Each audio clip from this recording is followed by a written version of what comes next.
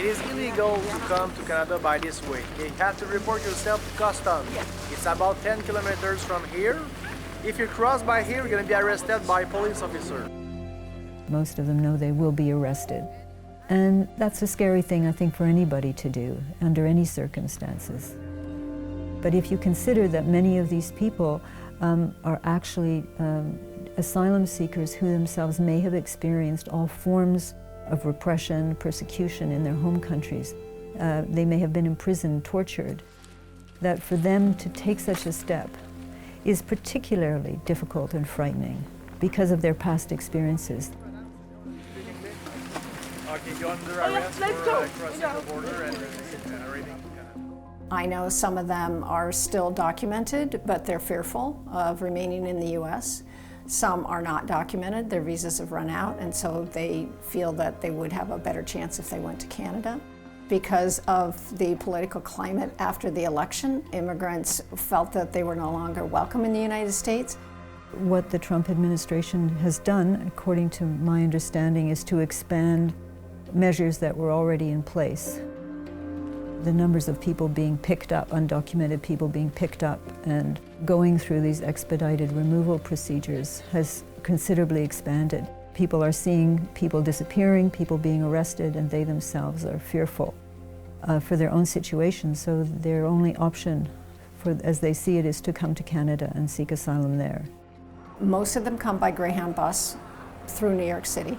They come into Plattsburgh, usually at the bus station, and they call a cab, and then they take a ride up to, generally to the Roxham Road, and then they start that process. The cabs pull into this area right here, and they unload, and then the crossing is right here. The log that's pitched to the side right there, that's the border, that's the line.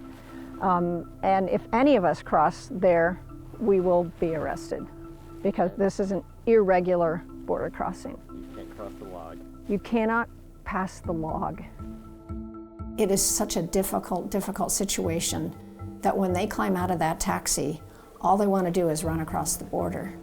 I've had people ask me, are they going to beat me up as I cross? And I say, no, they're not going to beat you up.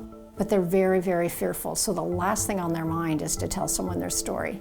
And who am I that they would trust me anyway? I'm just another American, really. So they're not going to be telling their stories to someone that's just standing on the road where they're trying to get into another country. A lot of it is because of the Third Safe Country Agreement, which means that you must claim asylum in the first country you land in. So their first country has been the US. So they can't then go to Canada and at the regular crossing and say, hey, I want asylum in Canada now. So the little loophole is that if you cross at an irregular crossing, you will be arrested, but then you will also be put into a process to be considered. In the best possible worlds, a safe third country agreement makes sense. However, that's not the situation we're facing today, because our group, Bridges Not Borders, believes the United States is no longer a safe place for asylum seekers. We believe that the Canadian government should be, at the very least, suspending the safe third country agreement. My interest and my concern is really humanitarian. I can't do much about the political situation, but I can help people feel comfortable, and I can give them some warm clothing, especially in the winter. So now that it's snow-covered and it's pretty cold up here, I've been handing out hats and mittens and jackets and scarves. It's very, very obvious that many of them are not prepared for this kind of weather. I usually go about 5 times a week. Do you want any gloves? Or you've got gloves. Would you like some gloves?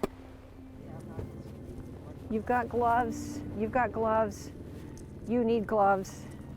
Refugees, or asylum seekers as they really are not the problem. The real problem we face in the world is the causes of refugee movements.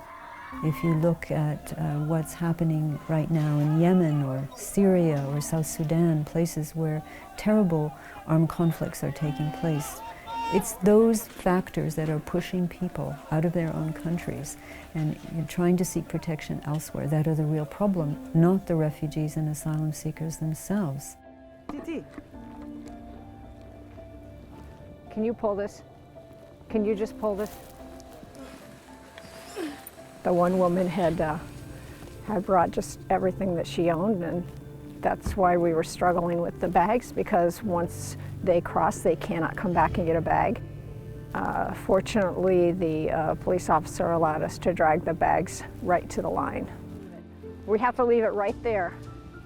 I think the overall goal is to find a future for their children where they can be educated, they can be safe, they can have health care, and they can just grow up to be good, productive people. Most of the people that I interact with are families, young families, 2 or 3 children, and they're very young, 2 and 4 years old, and the children are terrified of what's going to happen, and are their parents going to be taken from them and they're going to be left alone. It's just pretty heartbreaking.